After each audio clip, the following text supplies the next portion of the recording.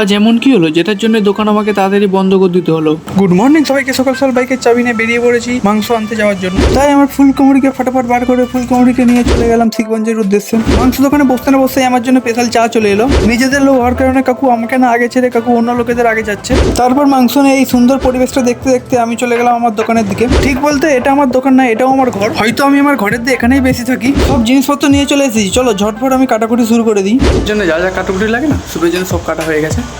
এবার মোমোর জন্য আমাকে কাটাকুটি করতে হবে। চলো চট করে পেঁয়াজগুলো ছাড়িয়ে নিই। নতুন ব্লগার তো ওই জন্য সব ভুলে যায়, সব কাটাকুটি হয়ে গেছে, ওটা ভিডিও করতে মনে নেই।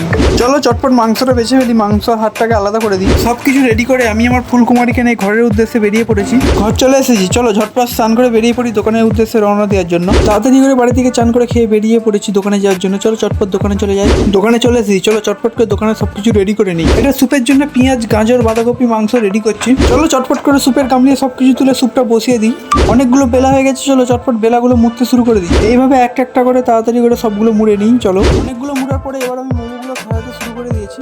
এই একই রকম ভাবে তিনটে থাক আমাকে সাজাতে হবে। দুটো থাক সাজানো হয়ে গেছে, এবার লাস্টে আর একটা থাক বাকি আছে। এবার আবারও স্যুপের কাছে চলে এসেছি, স্যুপে কর্নফ্লাওয়ারটা দিতে। চলো চটপট করে স্যুপে কর্নফ্লাওয়ারটা দিয়ে দিই। তাড়াহুড়ো করে আমি দোকানটা রেডি করে নিয়েছি, এটা ভিডিও করা হয়নি। রেডি করতে করতেই কাস্টমার চলে এসেছি। চলো চটপট করে মোমোগুলো দিয়ে দিই সবাইকে। একইভাবে মোমো সার্ভ করতে করতে 5টা থেকে 6টা বেজে গেছে। আরেকটা আমার বন্ধু চলে এসেছে আমাকে হেল্প করার জন্য।